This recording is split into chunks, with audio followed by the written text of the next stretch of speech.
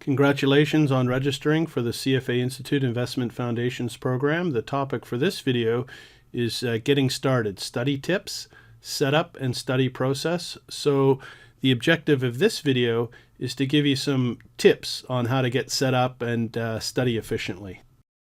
Having registered for the CFA Institute Investment Foundations program by now, you should be familiar that the curriculum is set up into 7 modules and 20 chapters.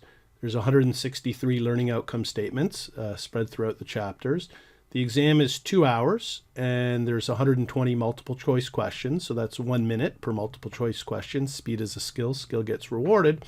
And that the recommendation is that average study time is about 100 hours. And to help you practice in the learning ecosystem, there's 949 practice questions, okay? So the topic of this video is really regarding that 100 hours and how to set yourself up and set up a process that makes those 100 hours most efficient. Okay, this slide is talking about the setup, how you set up yourself and set up your materials so that you can study efficiently. So the first tip that I'm saying is print out the syllabus with all the learning outcome statements and print out the glossary. So again, just a quick reminder that if we go to the CFA Institute webpage under the Programs, Investment Foundations program, you can download the chapters from the curriculum for free even before you register. And here I mentioned that you can see the syllabus for the curriculum details. I recommend that you print it out. And also, very importantly, print out the glossary. Those are 2 important documents that will help you study and review for the exam. So I have the syllabus open here in PDF for the CFA Institute Investment Foundations program. And as I mentioned, I recommend that you print this out and have it in your study space. It just gives you the modules, the 7 modules and the 20 chapters. And then for each of the chapters, they give you the learning outcome statements. All the questions on the exam are based on learning outcome statements. And as you can see on some pages, but not all, there's some space to make some notes. And if we scroll down to the end of the document, it just has a quick reminder on the exam weightings for each of the modules, which we should be familiar with at this point. And then finally, there is 1 page for making notes. So again, what you want to do is you want to have your materials set up in a nice, concise, and efficient format. So the next document I have open is the glossary, and I recommend again that you print this out. Many people tend to underestimate or ignore the glossary, and really, in fact, it's quite an important document because a lot of the, even the CFA exam, and especially for the investment foundations, a lot of the questions are based on definitions. So you need to be very familiar with all the definitions, the glossary, because when you get into the questions, most likely or least likely, quite often it has to do with definitions. So again, if you scroll through, you can see that, as I've mentioned often, that the test is sometimes English language test subject equities or English language test subject bonds, English language test subject accounting. The questions are in English, and so you have to be familiar with the vocabulary. And quite often there's some vocabulary that is new to you because, and that's why you're taking the Investment Foundations program. So it's very important to get up to speed on all the terms, the vocabulary, and the definitions. And the way to do it is to, from time to time, scroll through and read the glossary and make sure that you understand all these terms, definitions, words, vocabulary. Okay, quite important. Okay, so after you've printed out the syllabus with all learning outcome statements and printed out the glossary, the next thing that I recommend for some people is to print out the text chapters if you're not comfortable doing all the reading online. So of course, in the learning ecosystem, there are all the chapters online. You can click through them. Some people still prefer to have paper. And as we know, that curriculum is about 650 pages. So it's a fair bit. The next thing that I recommend in terms of getting your setup ready is that I encourage people to make your own flashcards, because quite often there's a lot of lists that need to be memorized. And so how do you memorize lists? Well, we use, quite often we use these mnemonics, and the definition is any linguistic device, such as a rhyme, a song verse, formula, acronym, or other, which is used to jog the memory. So, for example, in the first chapter, there's a list that says what are the 4 key forces that drive the investment industry, and their competition, technology, globalization, and regulation. So to do that, you might want to make a flashcard. 4 key forces, CTGR, and think of a way of memorizing them. So just a little picture here for you. I used to make my own flashcards when I was doing the CFA exam. I passed level 1 in 2001, level 2 in 2002, and level 3 in 2003. Passed all 3 exams on first attempt. And I've been teaching CFA since maybe 2010 or something like that, several years. So again, I just found these in an old desk drawer. These are an example of my flashcards that I made. I didn't spend a lot of time making notes, copious amount of notes. I find that I do a practice question. When I get it wrong, I'll make a new flashcard. So for example, here this is talking about cash flow from operations. It includes taxes, dividend revenue, and interest payments. I must have got a question wrong. Probably I didn't include the interest payments. So I got a question wrong, I make a flashcard. Okay, so I can't underestimate the importance of the flashcards. Very good for reviewing.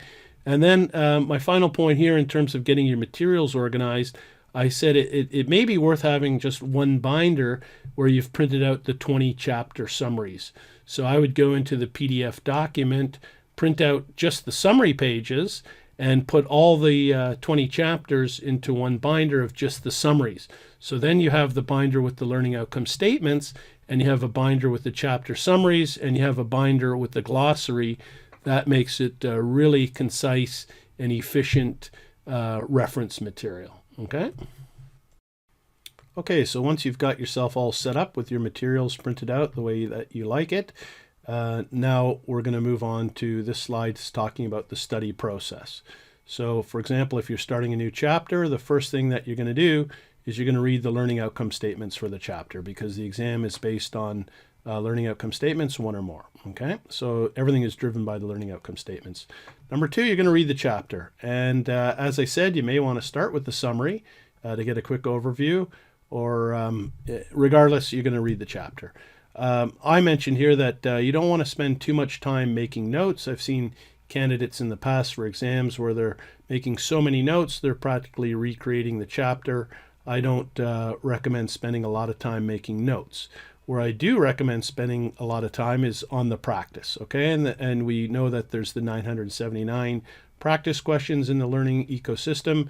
So I said, do the questions in the learning ecosystem as you read the chapters. Do not save them later for review. I've seen people that have said, I'm going to do all the reading and then I'm going to start practicing the questions.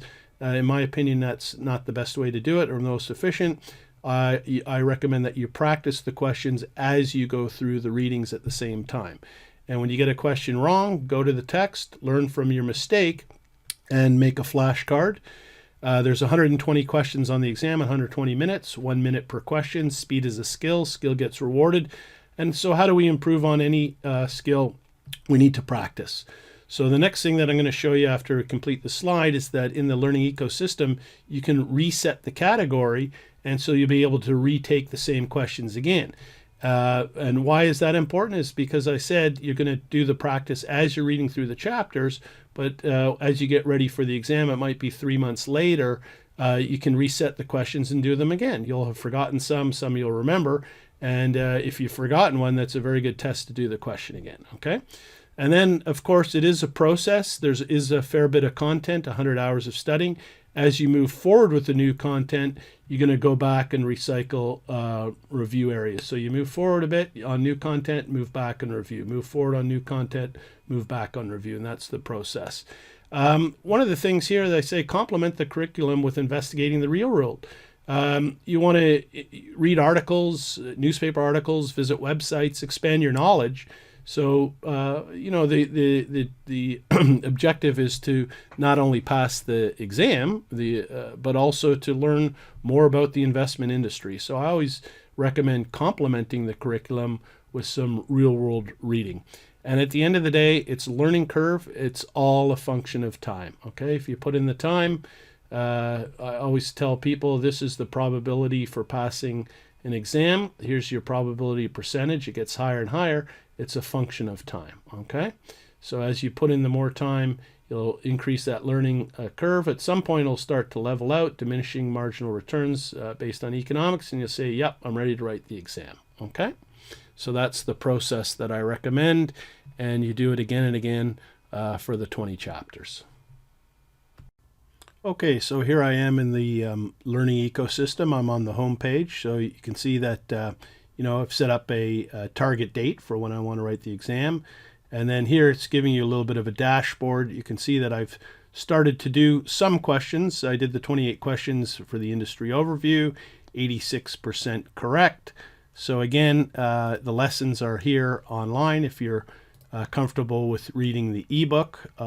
As I said, I like to have it in PDF. I still like to have paper copies. And then the most important thing here is the practicing. Okay, so you can see I did completed 28 questions of 28, and I had 86% correct. So if I click on that, and as I mentioned, so I've done my practice. I'm in pretty good shape. But later on, when I want to go back and review, I may want to reset the category. Okay, so it's here in red because it said by clicking confirm reset, your answers, your bookmarks, your notes, your confidence levels associated with this category will all be erased, but you'll be able to retake the same questions again, and this action cannot be reversed, so they really want to make sure. But I'm going to confirm the reset here, and so you can see if I go into practice again, 0 of 28 questions, I can start again and do the questions again. Okay, so don't be afraid to do the questions when you're reading through, and don't be afraid to then reset them to do them again at another later date. You'll be surprised at how much you forget as the weeks and months go by. Okay, so we're just going to finish this video with a practice question. I'm going to show you an example of perhaps getting a question wrong and how you would follow up on that. So this is from chapter 1. The practice question is, an increase in which of the following has reduced trade processing costs in the investment industry? A, regulation, B, globalization, or C, computerization? So when I see these first two, that brings to mind the mnemonic that I made, or the list that the 4 key forces that are driving the investment industry were C for competition, and we had T for technology, and we had G for globalization, and then finally we had the R for regulation, CTGR. Those are the 4 forces. So I may look at this question and say, well, wait a minute, there's global regulation and globalization. 2 are there, but computerization, it's not part of the list. So I might, initially discount that because I've memorized this list of the 4 key forces. I might think to myself, oh, this question is asking about the 4 key forces and what's reduced the trade processing costs. So I might think to myself, well, maybe that's globalization, increased competition. Maybe that has reduced costs. So I may think to myself that the correct answer is B. The correct answer is actually C, computerization. Computerization has reduced trade processing costs in the investment industry. So I just want to show you that's a little bit of the warning. You've got to memorize your lists, but you can't be too rigid, okay? So the mistake that could have been made here is you saw the regulation and globalization that matched up with your 4 key forces. So by seeing a word in there that didn't match up with your list, you thought maybe it shouldn't be included, but in fact it is the right answer.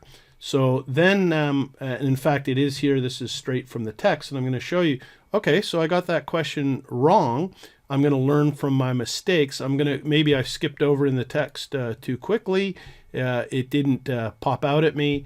I've made a mistake. So what would be the next thing that I would do? I say I'm going to go back to the text and I'm going to look, where did I make that mistake?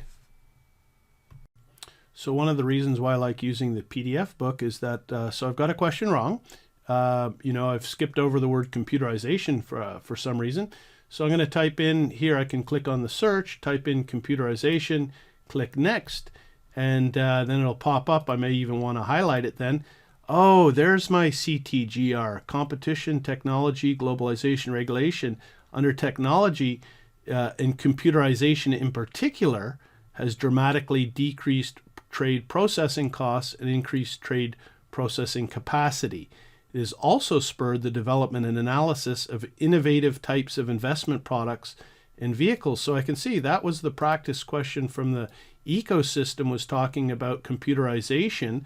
But there's another point here that technology has also spurred the development of innovative types of investment products. So then I might be able to anticipate another question based on that. So again, I would make sure that on my flashcard for the CTGR that I would have also under technology the word computerization, investment products and vehicles. And so I would simmer down more and more sort of key words, not only memorizing the CTGR, but under technology, understanding that there's also computerization that has decreased or reduced trade processing costs and also contributed to new innovative types of investment products and vehicles.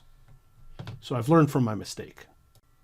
And that is the conclusion for this video regarding the CFA Institute Investment Foundations program on study tips, how to get set up, and the study process to make yourself efficient. Thank you.